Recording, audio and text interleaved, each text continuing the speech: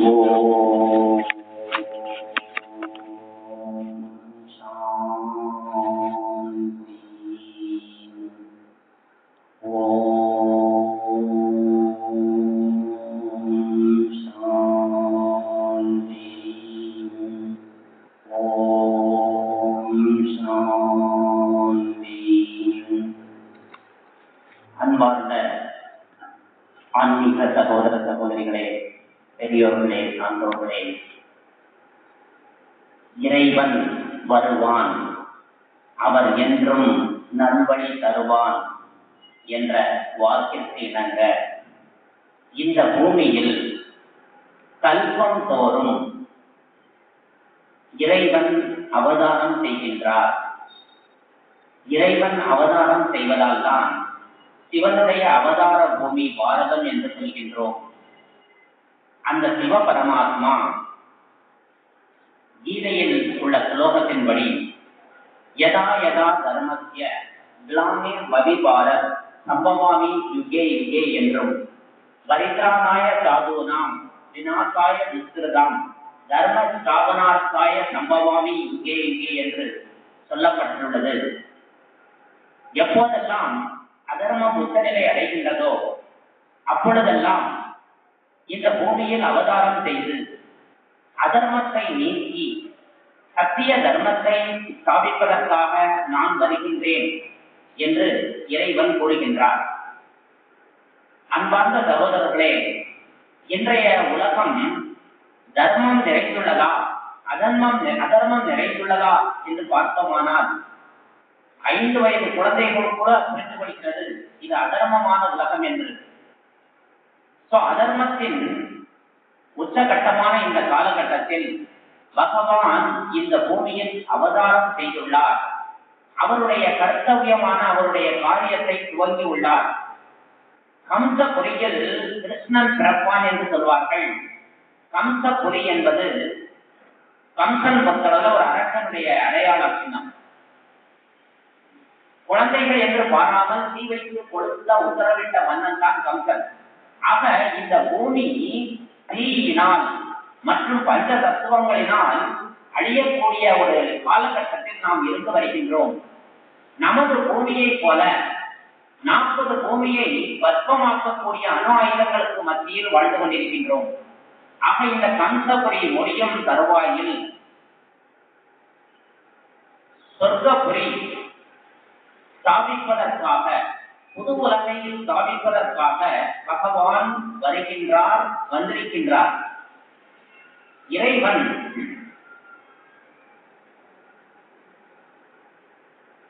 இறைவனை பொறுத்தவரை எந்த கர்ப்பத்திலும் அவர் வருவதில்லை. பிறப்பு இறப்பு இல்லாதவர். யாருக்கு தாய் தந்தை இல்லையோ, யாருக்கு பிறப்பு இறப்பு இல்லையோ, யார் எங்கும் கற்க வேண்டியதில்லையோ அவர்தான் பகவான்.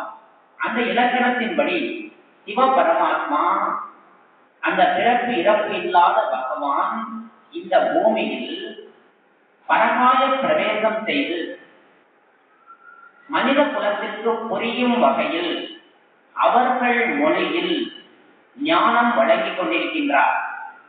அந்த இறைவனால் ஸ்தாபிக்கப்பட்ட உருவாக்கப்பட்ட ஒரு பள்ளிதான் இந்த பிரம்மகுமாரிகள் ஈஸ்வரிய விஸ்வவித்யாலயம்.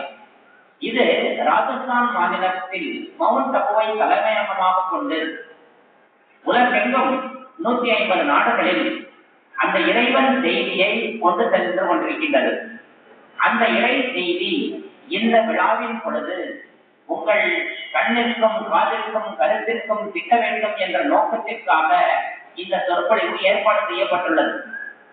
அன்பார்ந்தவர்களே, பகவான் ஒருவரா அநேகரா என்ற கேள்விக்கு பதில் இறைவன் என்பவர் ஒருவர் தான். ஒன்றே குலம், ஒருவனே தேவன் என்று படித்துள்ளோம். அப்போ ஒருத்தர் தான் கடவுள்னா நிறைய சாமிகள் நம்ம கும்பிடுறோமே என்ற ஒரு கேள்வி எழலாம். பகவான் வேற, தேவர்கள் வேற. தேவர்கள் 33 கோடி பேர். 33 கோடி தேவர்களே போற்றி என்று ஒரு புகழ்பெற்ற பாடல் உண்டு. ஆக தேவர்களின் எண்ணிக்கை இந்த பூமியில் 33 கோடி பேர்கள். தேவர்களுக்கு உடல் உண்டு, அவர்களுக்கு ஆட்சி அதிகாரம் உண்டு, அவர்களது காலம் இந்த பூமியில் 2 யுகங்கள் நடைபெறும் என்ற விவரத்தை இறைவன் திட்டவட்டமாக தெரிவிக்கின்றார். ஆக இந்த பூமியின் முதல் 2 யுகங்கள் சத்தியுகம் திரேதாயுகம் என்று சொல்லக்கூடிய 2 யுகங்கள் இந்த பூமியில் தேவர்கள் ஆட்சி புரிகின்றார்கள். தேவர்கள் என்றால் யார்? உடலால் மனித உருவம் கொண்டவர்கள். அவர்களிடம் 16 குணங்கள் இருக்கும் பட்சத்தில் அவர்கள் தேவர்கள். இந்த பெரியவங்க வாழ்த்துவாங்க, 16 பெற்று பெருவாழ்வு வாழ்த்தாங்க. அந்த 16 குணங்கள், அந்த சக்திகள் இருக்கும் பொழுது அந்த அவர்களுடைய ஆத்மா பிரகாசிக்கும். அதுதான் தலையை சுற்றி ஒளி கிரீடம்னு சொல்லுவாங்க. நாம் வழிபடக்கூடிய ஒவ்வொரு ஆலயத்திலும் கிருஷ்ணர், அம்பாள், தேவர்கள் அவர்களுடைய தலைக்கு பின்னால ஒரு ஒளி வட்டம் வச்சிருப்பாங்க, ஒரு கண்ணாடி வச்சிருப்பாங்க, ஒரு விளக்கு வச்சிருப்பாங்க. அது ஒளி கிரீடம், ஒளி வட்டம். அதாவது அவர்களுடைய ஆன்மா பிரகாசிக்கக்கூடிய சக்தி கொண்டதாக இருந்தது. புத்தன், இயேசு, காந்தி படத்தெல்லாம் வீட்டுல பாருங்க, அவங்க தலையை சுற்றி ஒரு ஒளி வட்டம் காண்பிச்சிருப்பாங்க. என்ன காரணம் என்றால் அந்த ஆத்மாக்கள், அந்த தேவ ஆத்மாக்கள் இந்த உலகத்திற்கு ஒளி கொடுத்தவர்கள், சக்திகள் கொடுத்தவர்கள், அருள் கொடுத்தவர்கள், ஆசிகள் கொடுத்தவர்கள். தேவ் என்றாலே வடமொழியில் வழங்குபவர்கள் என்று அர்த்தம். தேவதா என்றால் வழங்குபவர்கள், லேவதா என்றால் வாங்குபவர்கள் அர்த்தம். நாம பக்தர்களாக இருந்து அந்த தேவர்கள் முன்னால் எங்களுக்கு அருள் வேண்டும், பொருள் வேண்டும், புத்திர பாக்கியம் வேண்டும், இப்படி நிறைய வேண்டுதல்கள் செய்யக்கூடியவர்களாக இருந்து வருகின்றோம். பக்தர்கள் நிலையில் இருந்து வருகின்றோம். அந்த தேவர்கள் நிலை இந்த பூமியில் யாரும் யாரிடமும் எதுவும் வேண்டாத ஒரு காலம் இந்த பூமி இருந்தது. அதாவது நிறை குடம் என்று சொல்வார்கள். நிறைந்த பூமியாக, வளமான பூமியாக, செழிப்பான பூமியாக இந்த பூமி ஆரம்பத்தில் இருந்தது. சிவபரமாத்மா இந்த பூமியினுடைய ஆதி, மத்திய, அந்திமம் என்று சொல்லக்கூடிய முதல், இடை, கடை ஞானத்தை வழங்குகின்றார். ஞானம் என்றால் என்ன? அறிவு என்றால் என்ன? அறிவு என்பது எழுத்தறிவு, எண்ணறிவு, படிப்பறிவு, பட்டறிவு என்று சொல்வார்கள். ஞானம் என்றால் எதிர்காலத்தை குறித்து யார் ஒருவர் சொல்கிறார்களோ, சொல்ல முடிகின்றதோ அவர்களை தான் ஞானிகள், தீர்க்கதரிசிகள் என்று சொல்வோம். ஆக இறைவன் ஒருவரால் தான் எதிர்கால நிகழ்வை குறித்து சத்தியமாக கூற முடியும். ஆக அந்த சத்தியம், சிவம், சுந்தரம் என்று சொல்லக்கூடிய அந்த இறைவன் இந்த பூமிக்கு வந்து சத்திய நாராயண கதையை நமக்கு கூறுகின்றார்கள். இந்த சத்திய நாராயண கதையை கேட்கின்ற ஒவ்வொருவரும் அந்த சத்தியம் என்ற காலத்தில் வரக்கூடிய தகுதியை பெறுவார்கள். ஆக அத்தகைய ஒரு பேறுகள் நீங்கள் பெறுவீர்கள். அன்பார்ந்த சகோதர சகோதரிகளே, இந்த பூமியின் ஆரம்பம் சொர்க்கமாக இருந்தது. இறைவன் கூறுகிறார், சொர்க்கம் நரகம் என்பது மேல் உலகத்தில் உள்ள ஒரு விஷயம் கிடையாது. மேல் உலகம் என்று சொன்னால் பிரம்மலோகம் என்றால் அந்த பிரம்மலோகத்தை நிர்வாண உலகம் என்று சொல்வார்கள், ஆத்ம உலகம் என்று சொல்வார்கள், பரந்தாமம் என்று சொல்வார்கள். அந்த செம்பொன்னிறமான உலகில் ஜோதி சொருபமாக இருக்கக்கூடிய இறைவன் பிரகாசித்துக் கொண்டிருக்கின்றார். அந்த இறைவனுக்கு அருகில் தான் நாம் அனைவருமே ஒரு காலத்தில் இருந்தோம். ஆத்மலோக நிவாசம் செய்து கொண்டிருந்தோம். அன்பார்ந்த சகோதர சகோதரிகளே, இறைவன் நாம் அனைவருக்கும் சொல்லக்கூடிய முதல் ஞானம் என்னவென்றால், நீங்கள் ஒரு ஆத்மா, யூ ஆர் யுவர் சோல். ஆத்மா உடலில் 2 புருவங்களுக்கு மத்தியில் ஒரு 3 இன்ச்சு உள்ள தள்ளி ஆத்மா இருக்கு.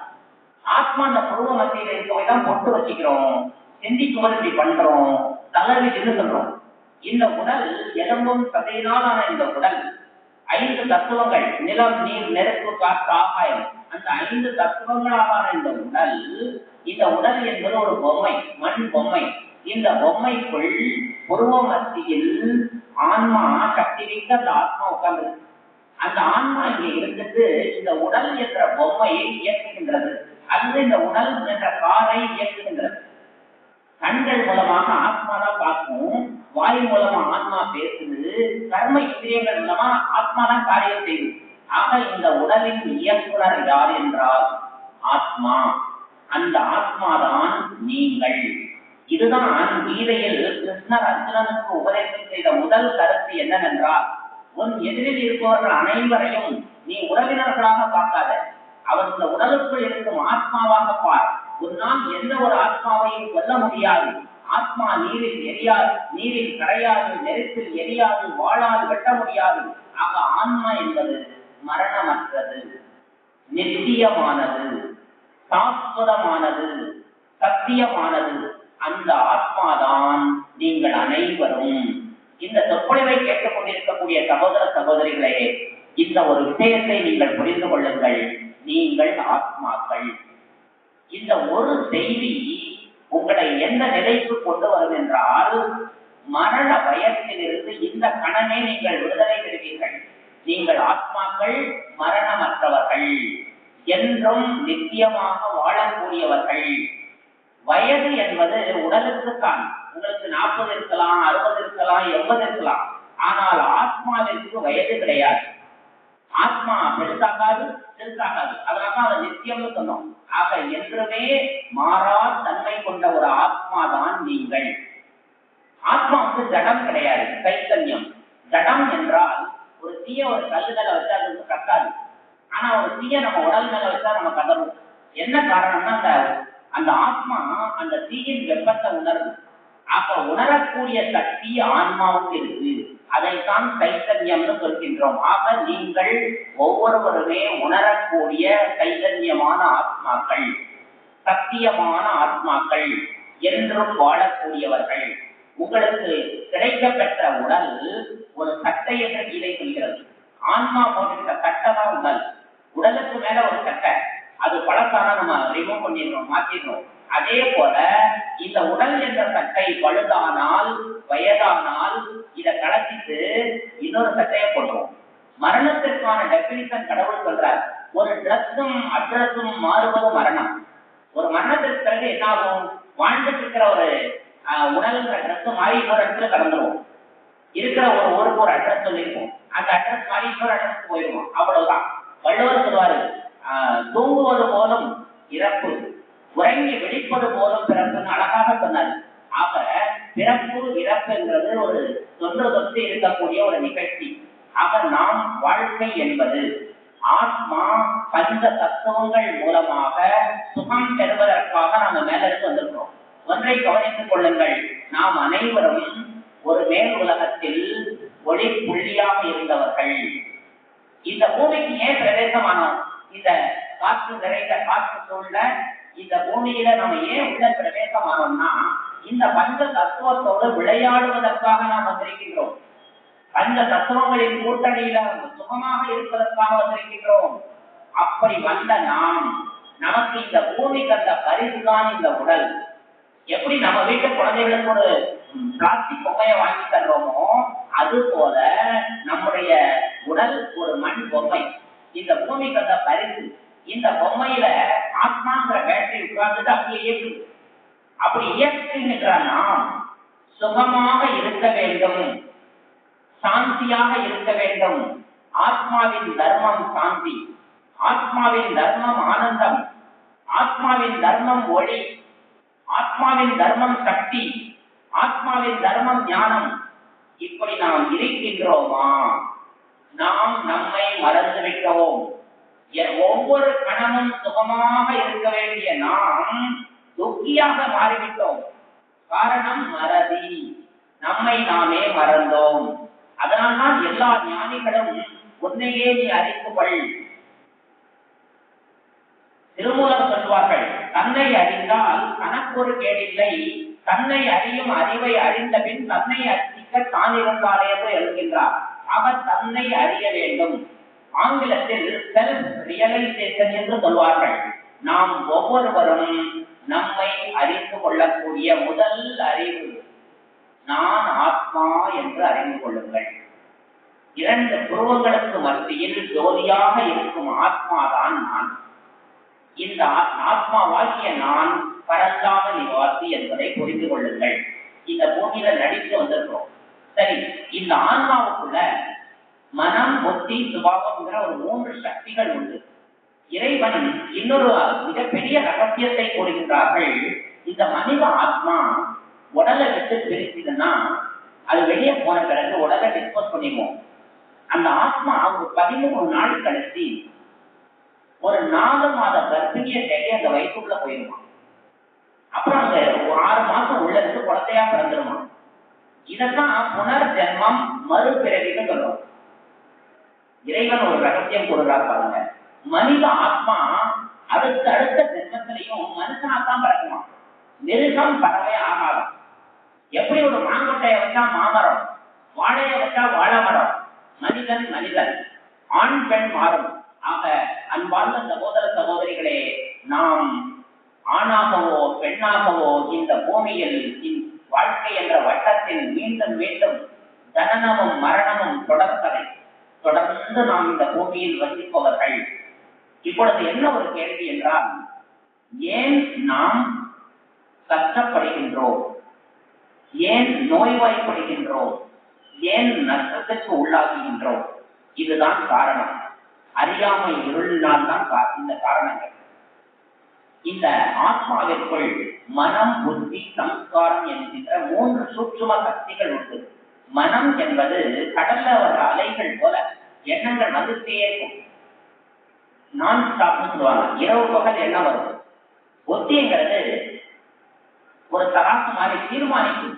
இந்த எண்ணம் நல்லதா கெட்டதா, காரியம் செய்யலாமா வேண்டாமான்னு சொல்லித்தரும்.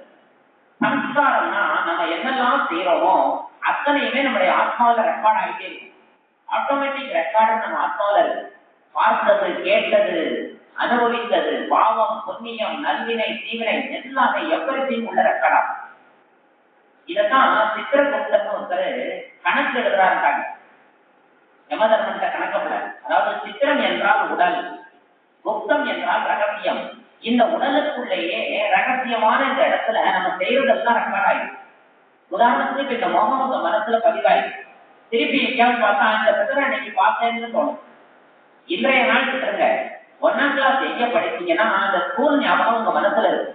அது போலவே நாம செய்யற பாவ புண்ணியங்கள் நமக்குள் பதிவாகும். அந்த பாவ புண்ணிய பதிவுகளோடு நம்முடைய வாழ்க்கை தொடரும். அப்போ புண்ணியம் அதிகமாக இருந்தால் ஆரோக்கியம், செல்வம், மகிழ்ச்சி ஏற்படும். பாவம் அதிகமா இருந்தா கஷ்டம், நஷ்டம், நோய்கள் வரும். நாம புண்ணியத்தை சேர்க்கணும், பாவத்தை போக்கணும். அதுக்கு பகவான் ஒரு வழி சொல்றாங்க. இந்த உடல் என்பது ஆத்மாதான் டிரைவர். வண்டி ஓட்டுற கிராமங்களை சொல்லுவாங்க, எப்படி வாழ்றீங்கன்னா ஏதோ வண்டி ஓடுது சாமி புண்ணியத்துலன்னு சொல்லுவோம். ஆக இந்த உடல் ஒரு வண்டி, வாழ்க்கை ஒரு வண்டி, ஓட்டுநர் ஆத்மா. வண்டி ஓட்டுறவரு வண்டி ஓட்டும் போது தூங்குனா ஆக்சிடென்ட் ஆயிடும்.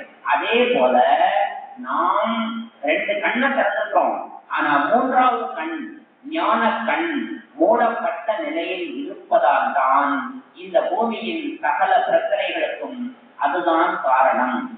ஆக அந்த கண் திறக்க வேண்டும் என்ற தத்துவத்தின் அடிப்படையில் தான் சிவராத்திரி என்று கண் முழிக்க வேண்டும் என்ற ஒரு கருத்தை சொன்னார்கள். ஸ்தூலமான கண்ணை சொல்லவில்லை, அது தினந்தோறும் முழிக்கிறோம்.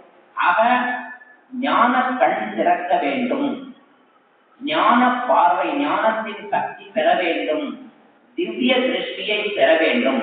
அதை தருவதற்காக பகவான் இந்த பூமிக்கு வந்திருக்கின்றார். எப்படி கண் மருத்துவமனைகள் கண்ணுல இருக்கிற குறையை நீக்கி புதிய லென்ஸை தருதோ, அதே போல கடவுள் என்ற கண் டாக்டர் இந்த பூமியில ஒரு ஆஸ்பத்திரி திறந்துட்டார்.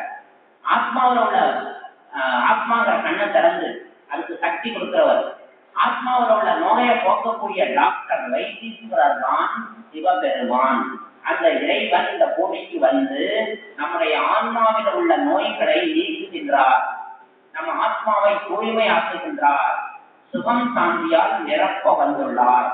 ஆக அந்த இறைவனுடைய தூய்மை, சுகம், சாந்தியை நாம் ஒவ்வொருவரும் பெற தகுதி உள்ளவர்கள். நாம் அனைவருமே கடவுளின் குழந்தைகள்.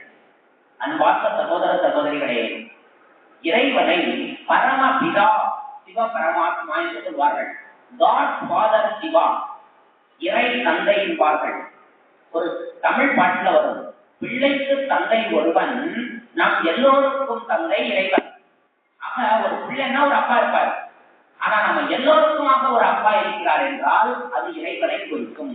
எப்படி உடலோட அப்பா உடல் மாதிரி இருப்பாங்க, ஆத்மா ஒளி, அதோட அப்பா ஒளியாக பிரம்மலோகத்துல இருக்காங்க. அவருடைய நினைவு சின்னம் சிவன் கோவில். சாமி கும்பிடும் போது நம்ம என்ன சொல்றோம்? கடவுளே, பகவானே, ஆண்டவா, ஈஸ்வரா இப்படி சொல்றோம். ஆனா ஒரு பேட்டனை மாற்றுக்குங்க. சாமி கும்பிடும் போது இறைவன் அப்பான்னு சொல்லி பாருங்க. அது ஒரு மந்திரத்தம். அப்பான்னு சொன்னா உறவு வரும், நெருக்கம் வரும், சம்பந்தம் வரும். ஆக இறைவன் நமது தந்தை. அவருடைய ஆஸ்திகளுக்கு நாம் ரைட்னு சொல்லுவோம். அவருடைய சொத்துக்கு நம்ம ஒவ்வொருத்தருமே உரிமையாளர்கள். அப்ப இறைவன் எப்படிப்பட்டவர்? அன்பு கடல், ஆனந்த கடல், ஞான கடல், சாந்தி கடல், அடிபற்றவர், இப்படி ஏராளமான நற்குணங்களின் அத்தாரிட்டி நிறைந்தவராக கடலாக இருப்பவர் தான் கடவுள். அந்த கடவுள் என்ற அப்பாவிடமிருந்து நாம் ஏன் கஷ்டத்திற்கு தள்ளப்பட்டோம் என்றால் பிரிவுதான் காரணம். இறைவனை மறந்தது, இறைவனை விட்டு தள்ளி நிற்பது நமது துன்பத்திற்கு காரணமாக அமைந்துவிட்டது. ஆக நாம் ஒவ்வொருவருமே இறைவனை சந்திக்க வேண்டும், அவரிடம் பேச வேண்டும், அவர் பார்வையின் சக்தியை பெற வேண்டும், வரம் பெற வேண்டும், அருள் பெற வேண்டும், முக்தி பெற வேண்டும், ஜீவன் முக்தி பெற வேண்டும். இந்த நோக்கத்திற்காக கடந்த 2 யுகங்களாக துவாபர யுகம் மற்றும் கலியுகம் இன்று வரை கோவில் கோவிலாக எழுப்பி கடவுளை தேட ஆரம்பித்தோம். விண்ணில் இருக்கும் கடவுளை மன்னகத்தில் தேடிக்கொண்டிருந்தோம். மலைகள், காடுகள், நதிக்கரைகள், இப்படி பல்வேறு இடங்களில் இறைவனை சந்திப்பதற்காக நாம் ஆயத்தமானோம்.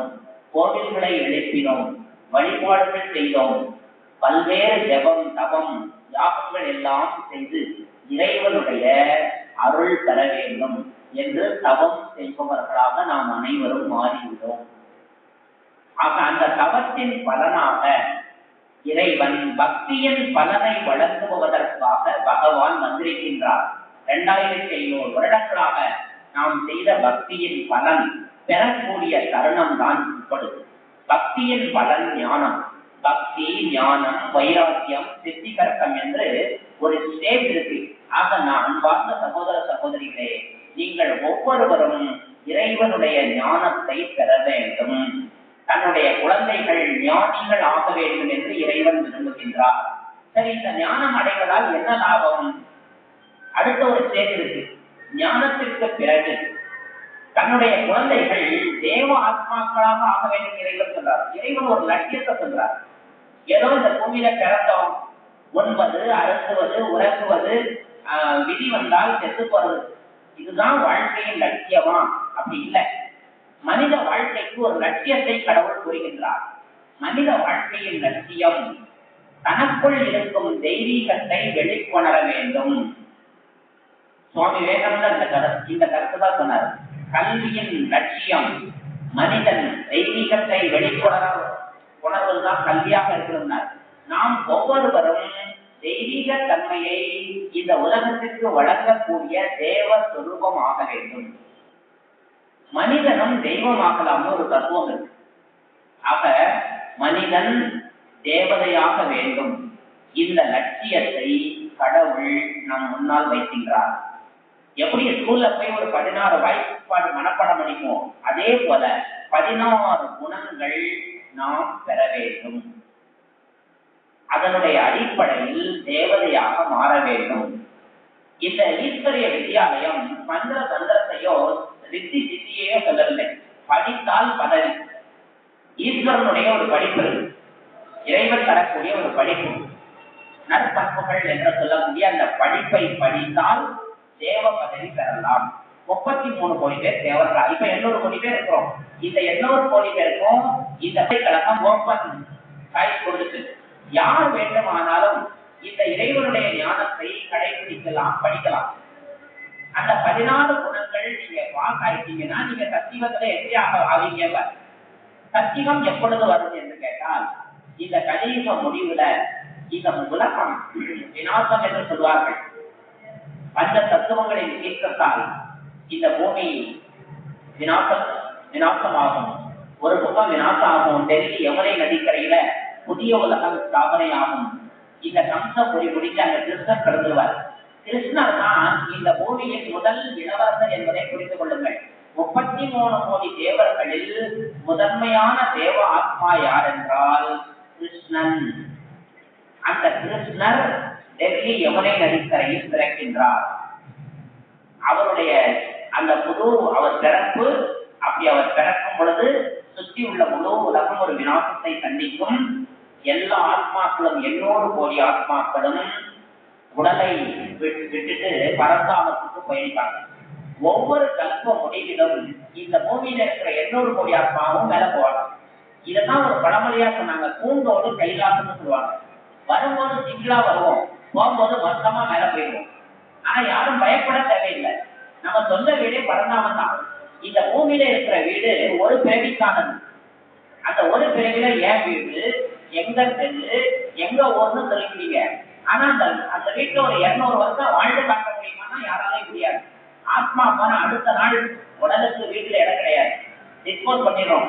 அப்போ ஆத்மாவுடைய சொந்த வீடு பரந்தாமம். அந்த பரந்தாமத்திற்கு ஒவ்வொரு 5000 வருடங்களுக்கு ஒரு முறை நாம் அனைவரும் சென்றாக வேண்டும்.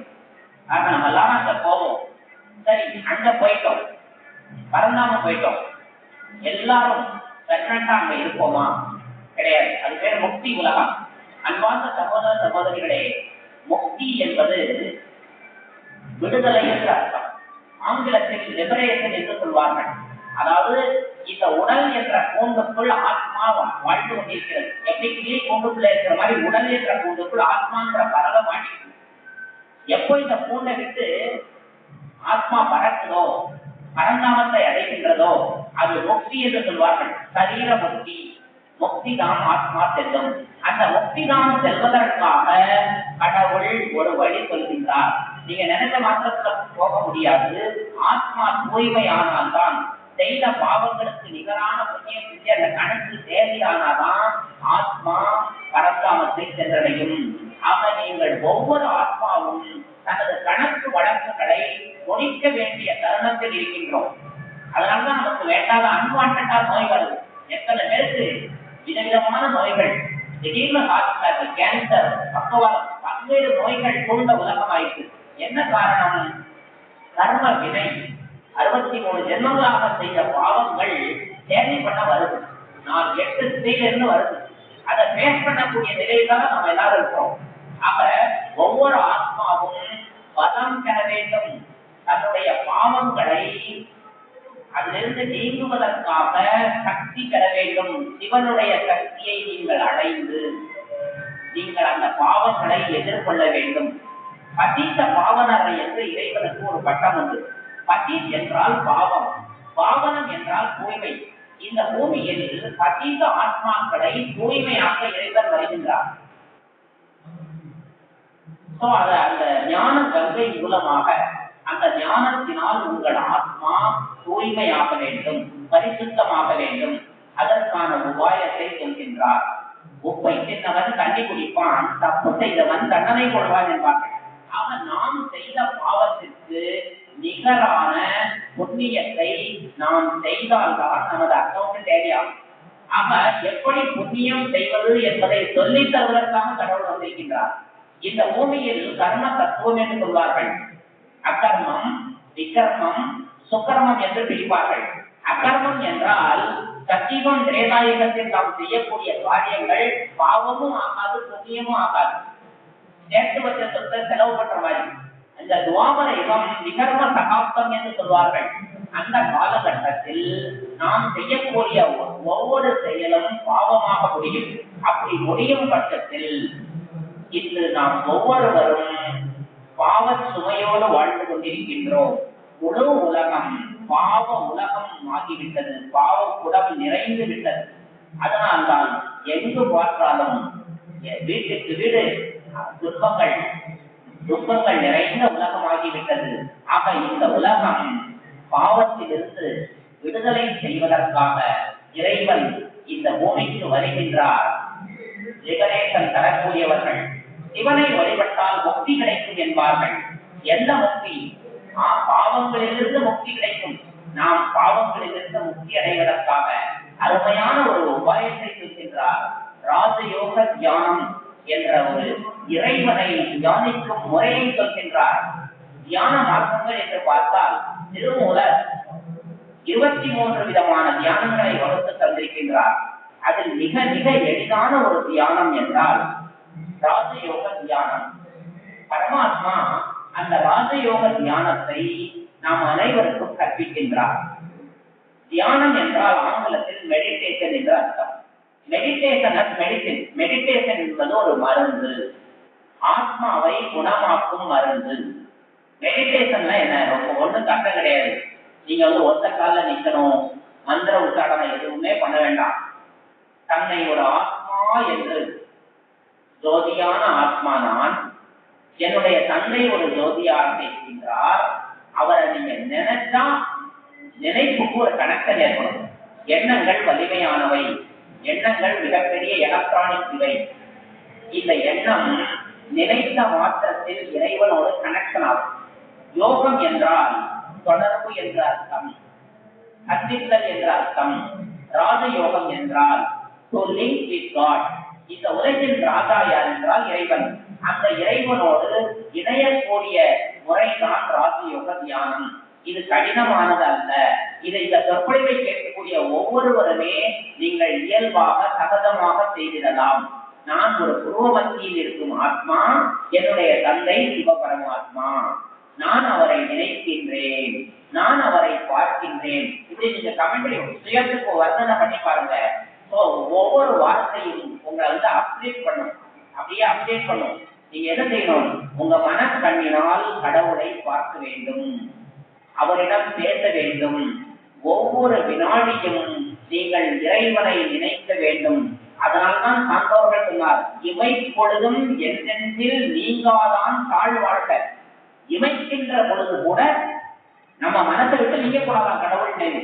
யோசிக்க வேண்டும் நண்பர்களே, நாம் அந்த அளவுக்கு வழிபாடு செய்கின்றோமா? இறைவன் நினைவில் இருக்கின்றோமா? இதை அற்புதமாக சொல்கின்றது. நஷ்ட மோகா சுமிருதி நப்தா, 2 வார்த்தை தான் அர்ஜுனன் சொல்றார். இந்த முழு உலகத்தின் மீது உள்ள மோகத்திலிருந்து நீ விடுதலை அடைவாய். நஷ்ட மோகா, மோகத்திலிருந்து விடுதலை அடைவாய். சுமிருதி நப்தா, சுமிருதினா நினைவு, நினைவு சொரூபமாகும். இந்த 2 வார்த்தை தான் இதை கொடுக்கிறது. ஆக நாம் இந்த முழு உலகின் மீது மோக வயப்பட்டுள்ளோம். பாரதியார் சொல்வாரு, மோகத்தை கொன்றுவிடு அல்லால் என் மூச்சை நிறுத்தி விடுவார். ஏன்னா மோகம் மனிதனை படாத பாடுபட வைக்கும். ஒவ்வொன்றும் மீது ஆசை ஆசை ஆசை அருமின், ஆசை அருமின் ஈசனோட 1000 ஆசை அருந்தார். அந்த ஆசை புத்தர் சொன்னாரு, ஆசையே துன்பத்திற்கு காரணம். 6 வருஷ தவத்திற்கு பிறகு மகான் புத்தர் கண்டுபிடித்ததுன்னா துன்பத்திற்கு காரணம் என்ன? ஆசைதான் துன்பத்திற்கு காரணம். ஆசைக்கு காரணம் என்ன? அறியாமைதான். ஆக 2 வார்த்தை தான் புத்தர் இந்த உலகத்துக்கு வளர்ந்தார். ஆசை துன்பத்திற்கு காரணம், ஆசைக்கு காரணம் அறியாமை. ஆக நாம் என்ன செஞ்சிடறோம்? ஆசைகள் நிறைந்தவர்களாக, ஆசை நிறைந்த புத்தியில நிறைந்த ஆசை. சைக்கிள் வாங்க ஆசைப்படுறோம், அப்புறம் பைக் வாங்க ஆசைப்படுறோம், அப்புறம் கார் வாங்க ஆசைப்படுறோம், அப்புறம் ஹெலிகாப்டர் வாங்க ஆசைப்படுவோம். நம்முடைய எக்கனாமிக்ஸ்ல வரும் வாண்டட் ஃபார் அன்லிமிட்டட். நம்முடைய தேவைகள் லிமிட்ல இல்லை, அன்லிமிட்டட் ஆயிட்டோம். அதனாலதான் ஞானிகள் சொன்னாங்க, எளிமையானவர்களாக மாறுங்கள்.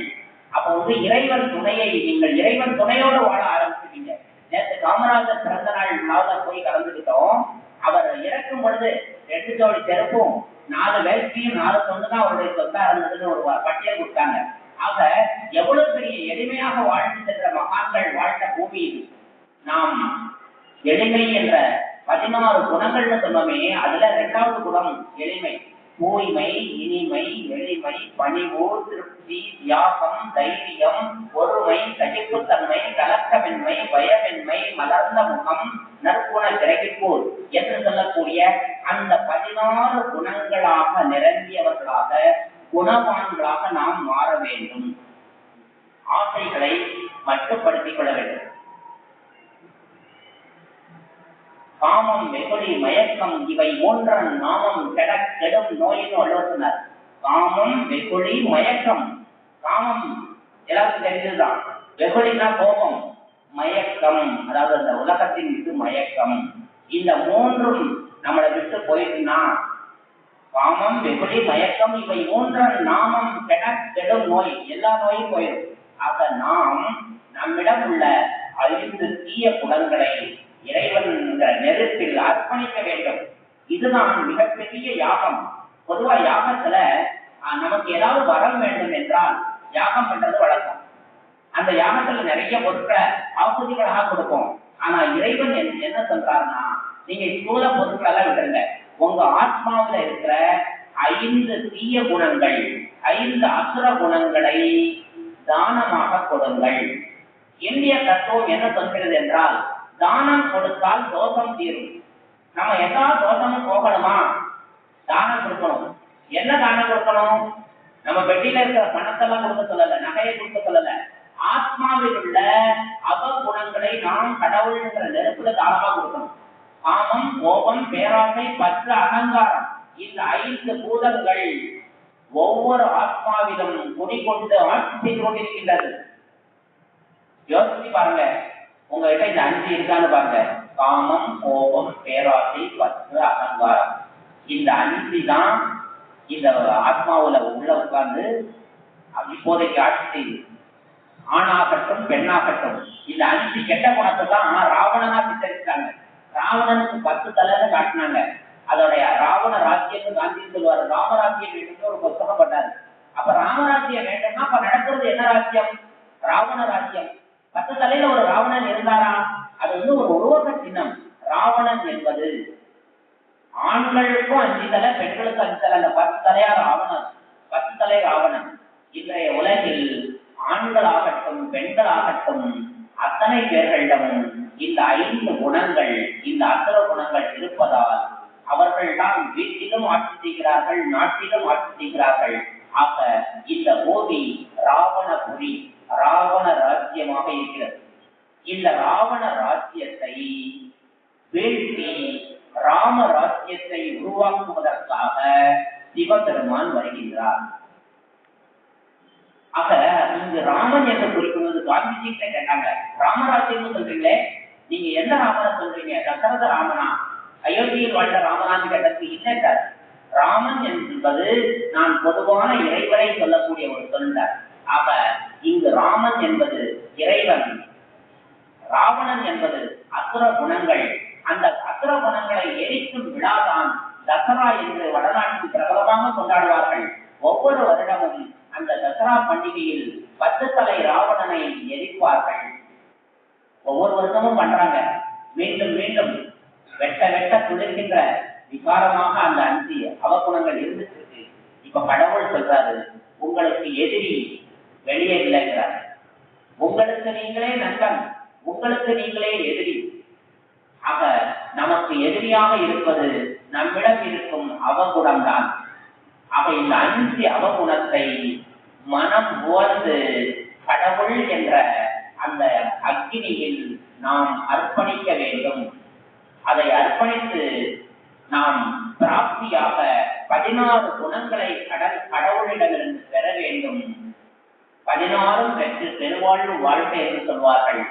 ஆக நாம் 16 குணங்கள் அடைந்தோமானால் அடுத்த பிறவியில் ஒவ்வொரு பெண்ணும் லட்சுமியாக பிறப்பார்கள், ஆண்கள் நாராயணனாக பிறப்பார்கள். இது கதை அல்ல, சத்தியமான ஞானத்தை கேட்டுக்கொண்டிருக்கிறீர்கள். அன்பார்ந்த சகோதர சகோதரிகளே, இங்கு அமர்ந்திருக்கக்கூடிய நீங்கள் ஒவ்வொருவரும் தேவ குலத்தை சேர்ந்தவர்கள், தேவ ஆத்மாக்கள். இதை மறந்து விடாதீர்கள். இந்தியாவினுடைய மகத்துவம் என்னவென்றால், மொத்தம் 140 கோடி பேர் இருக்கிறோம், 100 கோடி இந்துக்கள் இருக்கிறோம். அந்த 100 கோடியில 30 கோடி பேர் தேவ ஆத்மாக்கள் என்றதை புரிஞ்சுக்கீங்க. தேவர்களாக இந்த பூமியில் சிலை வழிபாடு செய்யக்கூடிய, சிலை ரூபத்தில் அருள் பாலித்துக் கொண்டு மனித உடலில் வாழ்ந்து கொண்டிருப்பவர்கள் 30 கோடி பேர். ஒரு 3 கோடி பேர் உலகம் பூரா இருக்காங்க. ஆக பகவான் ஒரு கணக்கு சொல்றார், 33 கோடி தேவர்கள் எங்கே இருக்கிறார்கள்? இதே பூமியில் தான் 33 கோடி தேவர்களும் இருக்கிறார்கள். அவர்கள் தேவர்களாக இருந்த அவர்கள் மனிதர்களாக மாறிவிட்டார்கள். மனிதனிலிருந்து மீண்டும் தேவதையாக மாற வேண்டும். அதற்கான வழி உபாயத்தை கடவுள் சொல்கிறார் என்றால், அப்ப அந்த 30 கோடி தேவர்கள் இங்கு அமர்ந்திருக்கிற இந்த வழிபாடு செய்யக்கூடிய எல்லாம் தேவாபலத்தை சேர்ந்தவர்கள், தேவ ஆத்மாக்கள். ஒரு காலத்துல தேவர்களாக இருந்தவர்கள். அந்த தெய்வீக வாழ்க்கை எப்படி இருக்கும்னு உங்ககிட்ட பகிர்ந்துக்க விரும்புறேன். சத்தியம் என்பது எப்படி இருக்கும்னா, ஒவ்வொருத்தருக்கும் தங்க மாளிகை இருக்கும். வெறும் இந்த பூமியினுடைய ஆரம்ப ஜனத்தொகை 3 லட்சம் சில ஃபர்ஸ்ட் டிவிஷன் பரந்தாமத்துல இருந்து 3 லட்சம் பேர் தான் இந்த பூமிக்கு வருவாங்க. 3 லட்சம் 2 தாலுகாவோட வரும். இப்ப நம்முடைய அம்பை தாலுகா, சேர்மாதேவி தாலுகா, தாலுகா இருக்கிற ஒரு தாலுகாவிலேயே 1.5 லட்சம் பேர் இருக்காங்க. அப்ப 2 தாலுகாவில் வாழக்கூடிய மக்கள் தான் முழு உலகத்துல இருக்க போறாங்க. முழு உலகத்துல நாடுகள், பல்வேறு நாடுகள் பேரெல்லாம் இருக்காது. இந்தியா, பாகிஸ்தான், அமெரிக்கா, ஆஸ்திரேலியா அப்படிலாம் இருக்காது. முழு உலகமும் ஒரு குடையின் கீழ் இருக்கும். ஒரே ராஜ்யம், தேவி தேவதா ராஜ்யம். ஆக ஒரே மொழி, ஒரே வம்சம், அரசியலும் ஆன்மீகமும் அந்த 2 சக்தியும் இணைந்த தலைவராக கிருஷ்ணர் நாராயணன்கிற பேர்ல இந்த பூமியை ஆட்சி செய்வார். இந்த பூமியின் முதல் மகாராஜா யாருன்னா நாராயணன் தான். விஸ்வ மகாராஜா நாராயணன். கிருஷ்ணனுடைய அடுத்த கட்டம் தான் நாராயணன். நல்லா புரிஞ்சுக்குங்க. பாலகனாக பிறக்கிறாரு, அவர் பேர் கிருஷ்ணன். அவர் வளர்ந்து ஆளான பிறகு அவருக்கு முடிசூட்டு விழாவில் அவருக்கு பெயர் நாராயணன் மாறிடும். ஆக கிருஷ்ணர் நாராயணர் என்ற பெயரில் இந்த பூமியில் ஆட்சியாளராக வருவார். ஆக இந்த பூமியின் முதல் மகாராஜா, முழு உலகத்தின் ஆட்சியாளர் யாருன்னா நாராயணர். அந்த நாராயண நரனிலிருந்து நாராயணன் ஆகக்கூடிய அந்த கதையெல்லாம் நீங்க கேட்டுருக்கீங்க. நர மனிதனுக்கு நாராயணன் ஆகக்கூடிய வழியை கடவுள் சொல்லி தருகின்றார். அதாவது நரன் நாரின்னு சொல்லுவாங்க, பெற்ற நாரி, ஆண்களை நரன்னு சொல்லுவாங்க, நரகம்னு சொல்லுவாங்க. நரகத்தில் வாழ்பவருக்கு பெயர் நரன், சொர்க்கத்தில் வாழ்றவருக்கு பெயர் நாராயணன். ஆக இந்த நரக உலகம் சொர்க்க உலகமாக மாறப்போகிறது. நரக உலகத்தில் வாழும் மனிதர்கள் சொர்க்கவாசியாக மாறப்போகின்றீர்கள். ஆக அதுக்கு ஒரு தகுதி உண்டு. எப்படி ஔவையார் திருவிளையாடல் படத்துல பார்த்திருக்கீங்க. ஒரு படத்தை இந்த அந்த முருகனுக்கும் விநாயகருக்கும் ஒரு போட்டி மாதிரி வரும். இந்த பழம் நாரதர் சொல்வாரு, முழுசா சாப்பிட்டாதான் பலன் உண்டு சொல்லும் போது, நம்ம குழந்தைகள்ல யாருக்கு தகுதி இருக்கோ அவங்களுக்கு இந்த பழத்தை கொடுத்துடலாம்னு ஒரு முடிவு பண்ணுவாங்க. அப்போ விநாயகர் முருகன் டக்குன்னு என்ன செய்வாரு, நான் இதோ உலகத்தை சுத்தி வர்றவங்களுக்கு இந்த பழம், இதோ நான் மயிலேறி உலகத்தை சுத்த போறேன்னு அவர் கிளம்பிடுவாரு. பிள்ளையார் ஞானத்தின் கடவுள் பார்த்தீங்களா, கொஞ்சம் யோசிப்பாரு. சுத்தி இருக்கிற பெரியவங்கிட்ட கேட்பாரு, உலகம் என்றால் என்ன, அம்மையப்பன் என்றால் என்ன, ஒரு கொஸ்டின் கேட்பாரு. உடனே நாரதர் உட்பட எல்லாரும் சொல்லுவாங்க, அம்மையப்பன் தான் உலகம், உலகம் தான் அம்மையப்பன் சொன்னோடனே விநாயகர் சொல்லுவாரு, அப்ப நான் அம்மையப்பனை சுத்தி வந்தா உலகத்தை சுத்தி வந்த மாதிரி தானே பாரு, ஆம்னு சொல்லுவாங்க. உடனே அந்த படம் ஞான படம் அவருக்கு கிடைச்சது. அந்த மாதிரி நாம் அனைவரும் உலகம் கூட சுத்த வேண்டாம். நம்ம நிறைய சுத்திட்டோம். பக்தியில காஷ்மீர், கன்னியாகுமரி எல்லா கோயிலுக்கும் போயிட்டீங்க. சிவ வழிபாடு, விஷ்ணு வழிபாடு, ஆஞ்சநேயர் வழிபாடு, அம்மன் வழிபாடு, நிறைய வழிபாடு செஞ்சிட்டோம். இனி நாம் சுற்ற வேண்டாம். இருக்கிற இடத்துல இருந்தே நீங்க இறை அருள் நிரம்ப பெற வேண்டும், தேவதையாக மாற வேண்டும். அதற்கான சுலபமான வழியை கடவுள் சொல்கின்றார். இந்த நரகத்தை வாழ்ந்து கொண்டிருக்கும் தனது குழந்தைகளிடம் நாராயணன் ஆவதற்கான உபாயம் சொல்கின்றார். சத்தியத்துல வாழக்கூடியவங்க எல்லாருமே நாராயண நத்தாவில் இருப்பாங்க. பெண்கள் ஒவ்வொருத்தருமே லட்சுமி தான். லட்சுமி என்பது ஒரு பெண்ணின் பேர் கிடையாது, செல்வத்தின் அடையாளம் லட்சுமி. லட்சுமி கடாட்சம் இருக்குன்னு சொல்லுவாங்க செழிப்பை பார்த்த உடனே. ஆக இந்த பூமி செல்வ பொறியாக இருக்கும். சத்தியம் என்ற காலகட்டத்தில் அன்பார்ந்த சகோதர சகோதரிகளே, உங்கள் அனைவருக்கும் தங்க மாளிகை இருக்கும், வைரங்கள் பதித்த விளக்குகள் இருக்கும், தங்க தட்டுல சாப்பிடுவீங்க, 33 வகையான உணவு உங்கள்கிட்ட. அங்க ஓடக்கூடிய நதிகள் பாலாறு தேனாறுன்னு சொல்லுவாங்க. அதாவது பால்ல 23 விதமான சக்தி இருக்கும். அதே போல கத்திகத்தில் ஓடும் நதியில் 23 விதமான சக்தி இருக்கும். அதை ஏன் தேனார்னு சொல்றோம்? நிறைய பூக்கள் மீது மழை பெய்து அந்த தேனோடு கலந்து ஆறுல வரும். எந்த சாக்கடையும் இருக்காது. ஆக அந்த பாலாறு, தேனாறு, தேன் போன்ற சுவை, பால் போன்ற சக்தி கொண்ட ஆறுகள் நம்ம அரண்மனை அருகில ஓடும். கொஞ்சம் நினைச்சு பாருங்க. அடுத்து வரக்கூடிய கத்திபத்துல நீங்க எல்லாரும் தங்க மாளிகையில வசிக்க போறீங்க. பக்கத்துல பாலாறு, தேனாறு இருக்கும். ஒவ்வொரு வீட்டிற்கு முன்பும் புஷ்பக விமானம் இருக்கும். அணுசக்தியில் இயங்கக்கூடிய விமானம். விபத்தே ஆகாதுங்க. சத்தியம்ங்கிற காலத்துல யாரும் அகால மரணம் அடைய மாட்டார்கள். இந்த இப்ப கலியுகத்துலதான் மரணங்கள் 20, 60, 80 ஒரு மனிதன் 150 ஆண்டுகள் வாழ வேண்டும் என்று கடவுள் சொல்கிறார். பரிபூரண ஆயுள் என்றால் 150 ஆண்டுகள். வேதாயுகத்துல 120,000, துவாபர யுகத்துல 60,000, கலியுகத்துல 20, 30, 40 கணக்கு இல்லாம ஆயிடும். ஆக 150 ஆண்டுகள் சத்தியத்துல வாழ்வீங்க. அங்க மருத்துவமனை இருக்காது. ஏன்னா ஆத்மா சக்தி வாய்ந்ததா இருக்கு, நோயே வராது. சத்தியத்துல ஹாஸ்பிட்டல் கிடையாது, கோர்ட்டு கிடையாது, போலீஸ் ஸ்டேஷன் கிடையாது. ஆக இந்த பூமி ஒரு 1250 வருடங்கள் சத்தியம் என்று சொந்தமாக இருக்கும். ஒவ்வொரு ஆத்மாவிலும் 16 குணங்கள் இருக்கும். அரண்மனை இருக்கும், புஷ்பக விமானம் இருக்கும். முழு உலகத்துல போக பாஸ்போர்ட் தேவையில்லை. ஏன்னா ஒரே நாடுதான். ஆக நாம நினைச்சா வீட்டுல 2 விமானம் நிற்குமா? இறைவன் சொல்றாரு பாருங்க. 8 வயசு குழந்தை கூட விமானம் ஓட்டும், விபத்து ஆகாது. சென்சார் மூலமா சொன்னா போகும். நாயகரா நீர்வீழ்ச்சிக்கு போகணும்னா அப்படியே அந்த விமானம் கூட்ட போகும். லண்டன் தேவன் நடைமுறைக்கு போகணும்னா போகலாம். ஆக நாம் ஒவ்வொருவருமே உலகம் சுற்றும் வாலிபர்களாக முழு உலகத்தையும் சுற்றி வந்த ஆத்மாக்கள் இன்று அனைத்தையும் மறந்து அந்த நாம் தேவதை என்பதை மறந்து ஒரு மண் பொம்மைக்குள் அமர்ந்து கொண்டு இருளில் அமர்ந்திருக்கின்றோம். இதைத்தான் பக்தியில கதை எழுதி வச்சாங்க.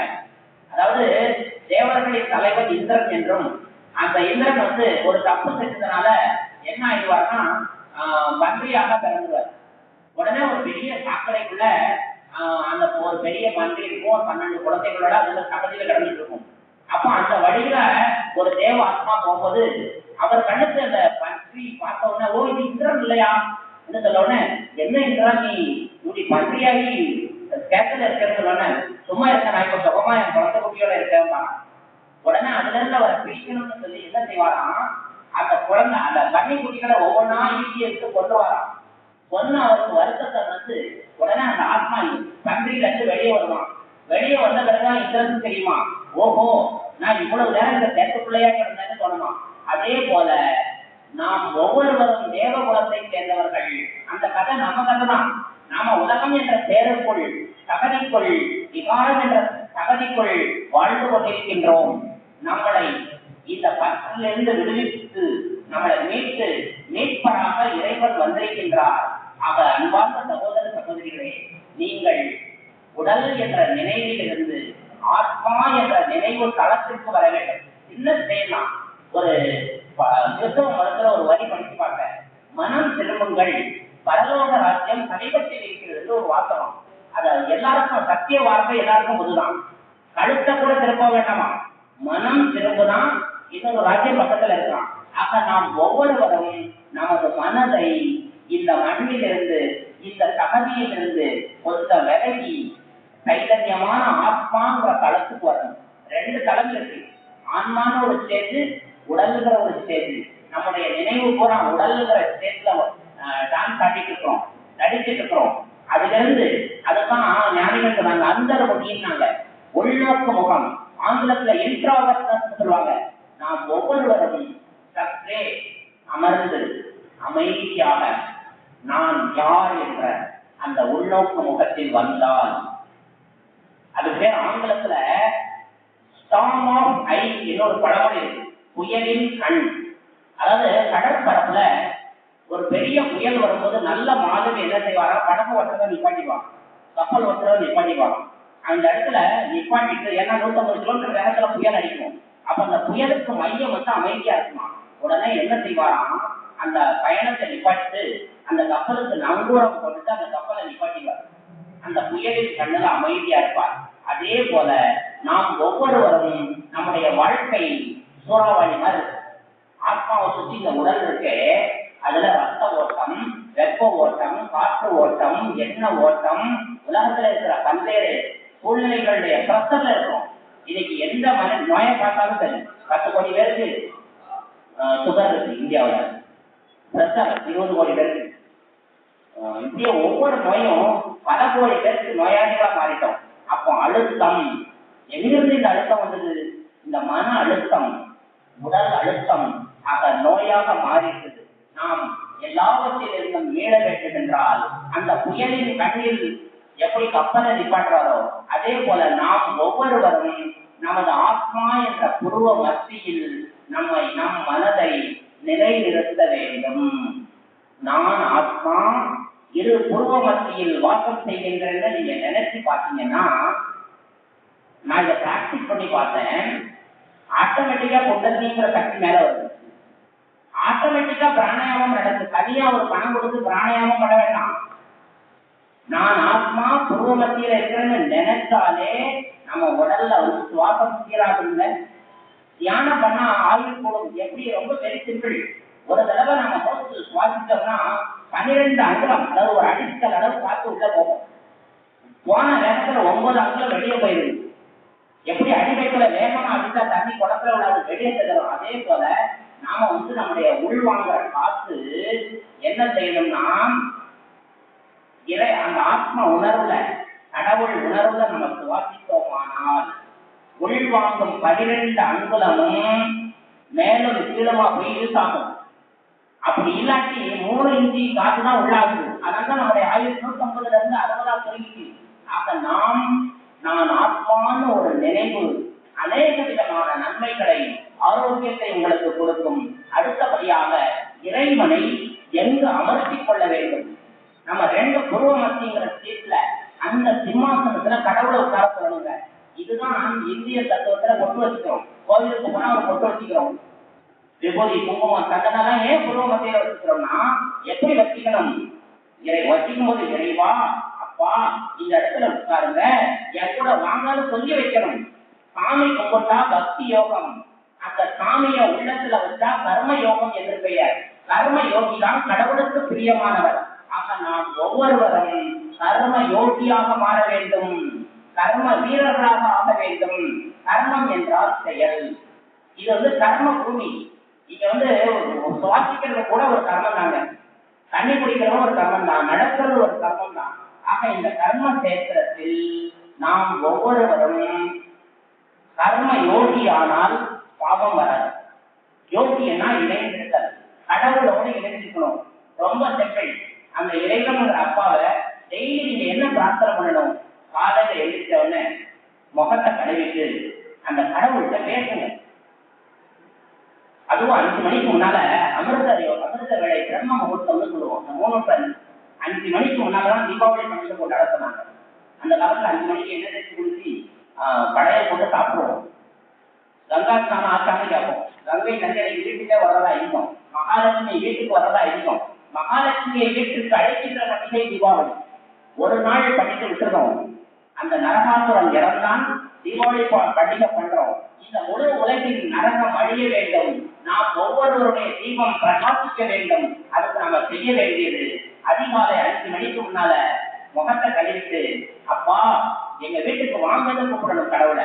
ஒரு குழந்தை கூப்பிட்டால் கடவுள் வருவார். என்ன பாருங்கப்பான்னு சொல்லணும். கடவுள் பார்த்தால் சக்தி கிடைக்கும். அதனாலதான் இந்தியாவுல தரிசனம்னு சொன்னாங்க, சாமி தரிசனம்.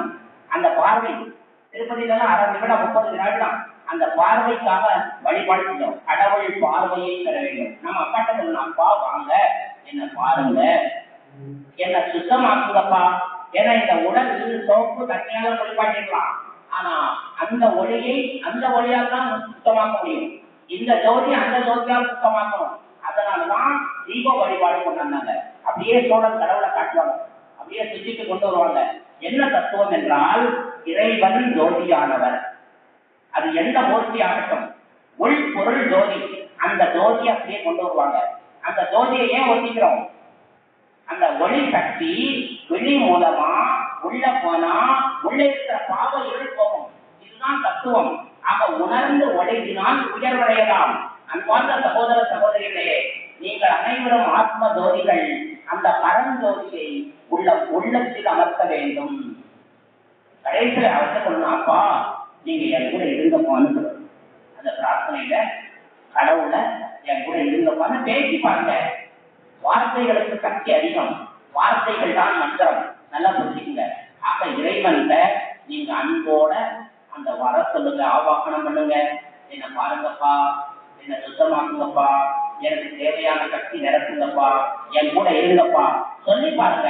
அந்த நாள் நிறை குடமாக இருக்கும். குறை குடம் கூத்தாடும் நிறை குடம் ததும்பாதுன்னு சொல்லுவாங்க. இறைவனுடைய அருள் நிரம்பும். இறைவன் பேசினா இறைவனுடைய அருள் நிரம்பும், அமைதி நிரம்பும், சந்தோஷம் நிரம்பும், வெற்றி மாலை கிடைக்கும், எல்லோரும் உங்களை மதிப்பார்கள். ஆக அந்த பிரம்ம முகூர்த்த நேரத்தை ஒவ்வொரு தேவ ஆத்மாக்களும் பயன்படுத்த வேண்டும். தேவ குளியல் என்று அதுக்கு பெயர். அதாவது 5 மணிக்கு குளித்தா அது தேவ குளியல். ஆத்மாவையும் சரி உடலையும் சரி 5 மணிக்கு குளிக்கப்படனா நல்லதான். 6 மணிக்கு குளித்தா மனித குளியல், 8 மணிக்கு குளித்தா எரும குளியல், 10 மணிக்கு குளித்தா யம குளியல் வந்துட்டாங்க. ஆயுர்வேத சட்டத்தில் 5 மணிக்கு குளித்தா நோய் வராதுன்னு எழுதப்பட்டிருக்கிறது. நாம் உடல்ல குளிக்கிறோமோ இல்லையோ, ஆத்மாவை தினந்தோறும் குளிக்க வேண்டும். ஆக நம்முடைய ஆத்மாவை சுத்தமாக்க வேண்டும். சாப்பிடும் பொழுது ஒவ்வொரு கவனம் சாப்பிடும் பொழுதும் அந்த இறைவனை உள்ளத்தில் அமர்த்தி அவருக்கு நீங்கள் கொடுத்தீர்கள் என்றால் அது நைவேத்தியமாக மாறும். ஒவ்வொரு கவனமும் வாயில இறைவனோடு நீங்கள் சாப்பிட்டால் நோயே வராது தோழர்களே, அன்பர்களே. இது சத்தியமான வார்த்தை. இன்னைக்கு நிறைய மருத்துவ விதிகள் படித்து பார்த்தோம்னா, நேற்று ஒரு கட்டுரையை படித்து பார்த்தேன். இன்னைக்கு நிறைய பேருக்கு கொலஸ்ட்ரால் வந்து மாற்றத்தான் வருது. கொலஸ்ட்ரால் மாற்றத்தான் எதுக்கு வருது? கொழுப்புனால வருது. ஆனா எந்த கொழுப்புமே சாப்பிடாதவருக்கும் கொலஸ்ட்ரால் வருமா? எப்படி வருமா? கல்லீரல் கொழுப்பை உற்பத்தி பண்ணுமா? ஆக நாம எந்த மருத்துவ சட்டத்தையும் மீறக்கூடிய விதிகள் நம்ம உடல் உடல் பொருள் இருக்கு. ஆக மனிதனால் கண்டுபிடிக்க முடியாத விதி இருக்கும் பொழுது அது இறைவன் நினைவில் சாப்பிடும் பொழுது ஒவ்வொரு கமலமும் அமிர்தமாக மாறும். அதுல உள்ள விசத்தன்மை நீங்கும். ஆக ஒரு மடக்கு தண்ணி குடித்தா கூட அந்த இறைவன் நினைவில் நீங்கள் சாப்பிட வேண்டும், அருந்த வேண்டும், நோயற்றவர்களாக வாழ வேண்டும். இந்த ஞானத்தை காலம் கருதி சுருக்கமாகத்தான் சொல்லியிருக்கின்றோம். இது ஒரு 7 நாள் உங்களுக்கு சொற்பொழிவு பண்ணாதான் முழு ஞானத்தை கொஞ்சமாவது சொல்ல முடியும். கடந்த 30 ஆண்டுகளாக நான் படிச்சுட்டு இருக்கேன். எனக்கு ஊர் வீரவநல்லூர் தான். அங்க ஒரு பாடசாலை இருக்கு. இந்த ஊர்ல ஒரு பாடசாலை இருக்கு. மாரியம்மன் தெருவுல ஒரு தியான நிலையம் இருக்கு. இந்த இறைவனுடைய தியான நிலையம் பூரா இலவசமாகத்தான் நடத்துறாங்க. உங்களுடைய ஓய்வான நேரத்துல 1 மணி நேரம் போய் உட்காருங்க. சிவனுடைய லைட் வச்சிருப்பாங்க. அந்த லைட்டை பார்த்து தியானம் பண்ணுங்க. அங்க சிவபரமாத்மாவுடைய மகா வாக்கியத்தை சொல்லுவாங்க. ஆக கடந்த 30 ஆண்டுகளாக நான் படித்ததுல அதுல ஒரு சிறு துணிகளைத்தான் உங்களோட நான் பகிர்ந்துட்டேன். ஆக இறைவன் ஞான கடல், கற்றது கைமண்ணளவு, கல்லாவது உலகளவு இருப்பாங்க. ஆக நாம் கடவுளிடமிருந்து நிறைய விஷயங்களை கற்றுக்கொள்ள வேண்டும். ஆரோக்கியமாக வாழ வேண்டும். இந்த கடலில் இருந்து பார்க்கடலுக்கு செல்ல வேண்டும். நரக உலகத்திலிருந்து சொர்க்கத்திற்கு செல்ல வேண்டும். மனிதனிலிருந்து தேவதையாக வேண்டும். இவ்வளவுக்கும் நாம் ஆத்ம சக்தியை பெற வேண்டும். இறைவனுடைய ஞானத்தை பெற வேண்டும். நீங்கள் அனைவரும் பெற வேண்டும் என்று உங்களை நாங்கள் வாழ்த்துகின்றோம். ஒரு சிறிய தியானத்துடன் இந்த சொற்பொழிவை நிறைவு செய்கின்றோம். அனைவரும் தியானம் என்பது ஏதோ கடினமான ஒன்று அல்ல. இறைவனிடம் பேசுவதுதான் தியானம். ஒரு 2-3 நிமிடங்கள் நாம் கடவுளிடம் நான் பேசி காட்டுறேன். இந்த பயிற்சி உங்கள் வாழ்க்கைக்கு உதவ வேண்டும் என்ற நல்ல நோக்கத்தோடு ஆரம்பிக்கின்றோம். அப்படியே எல்லாருமே கண்ணை திறந்தே இந்த தியானத்தை பண்ணலாம். உங்க மன கண் முன்னால ஒரு ஜோதியை அந்த காலத்துலதான் புண்ணுள்ள பேசிக்கிட்டாங்க. ஒரு ஜோதியாக இருக்கிற இறைவனை பாருங்க. ஓம் சாந்தி. நான் ஆத்மா இரு புருவ மத்தியில் ஜோதியாக இருக்கின்றேன். ஆத்ம தந்தையான சிவபாபா சிவதந்தை என் மன வாசலுக்கு வந்திருக்கின்றார்கள். இனிமையான அப்பா, பல ஆயிரம் வருடங்களாக உங்களை பிரிந்து வந்து வாழ்ந்து விட்டேன். 2 யுகங்களாக கோவில் கோவிலாக சென்று உங்களை தேடிக் கொண்டிருந்தேன். இந்த பிறவியில் நீங்கள் எங்களை தேடி வந்துவிட்டீர்கள். எங்கள் மன வாசலில் இருப்பதை நாங்கள் பார்த்து விட்டோம். எங்கள் கண்ணை திறந்து விட்டீர்கள். இனிமையான அப்பா, உங்கள் ஒளியால் எங்கள் ஆத்மாவும் உடலும் தூய்மை ஆகின்றது. அன்பால் நிரம்பிவிட்டோம். அமைதியால் நிரம்புகின்றோம். ஆனந்த சொரூபமாகின்றோம். இனிமையான அப்பா, உங்கள் முழு ஞானத்தையும் நாங்கள் பெற வேண்டும். அதற்கான நேரங்கள் எங்களுக்கு வாய்க்க வேண்டும். அந்த உங்களுடைய பாடசாலைக்கு செல்வதற்கான பலம் கிடைக்க வேண்டும். நாங்கள் தேவ ஆத்மாக்களாக மாற வேண்டும். 5 விகாரங்களையும் இன்று உங்களிடம் தானமாக கொடுக்கின்றோம். இனிமேல் நாம் யாரிடமும் கோபப்பட மாட்டோம், காமமயப்பட மாட்டோம், பேராசைப்பட மாட்டோம், பெரும் பற்றில் மூழ்க மாட்டோம். அகங்காரத்திலிருந்து முற்றிலும் விடுபடுவோம். அந்த தீய குணங்களை உங்களிடம் அர்ப்பணிக்கின்றோம். எங்கள் விஷத்தன்மை நீங்கட்டும். உங்கள் அமிர்தம் எங்களிடம் நிரம்பட்டும். அமிர்தத்தால் நாங்கள் தேவர்களாக வேண்டும். உங்களிடம் வரம் பெறுகின்றோம். உங்களிடம் திருஷ்டி பெறுகின்றோம். இனிமையான அப்பா, தினந்தோறும் எங்கள் வீட்டிற்கு வாருங்கள். உங்களை நாங்கள் தினந்தோறும் வரவேற்க வேண்டும், சந்திக்க வேண்டும். உங்களிடம் பேசுவதற்கு எங்களுக்கு வார்த்தை பலம் வேண்டும். உங்கள் ஞானம் கேட்பதற்கு எங்கள் காதுகள் திறக்கட்டும், எங்கள் கண்கள் திறக்கட்டும். உங்களிடம் வரம் பெறுகின்றோம், ஆசிகள் பெறுகின்றோம். இனிமையான அப்பா, இத்தனை பிறவிகளாக இந்த படைப்பு, இந்த பிரபஞ்சத்திற்கு நாங்கள் செய்த தீமைக்காக, பாவங்களுக்காக மனம் வருந்தி மன்னிப்பு கேட்கின்றோம். முழு உலகத்தினரிடம் அன்போடு தலை வணங்கி மன்னிக்க வேண்டுகின்றோம். I am sorry. Please forgive me. Thank you. I love you. உங்கள் அனைவரையும் நேசிக்கின்றோம்.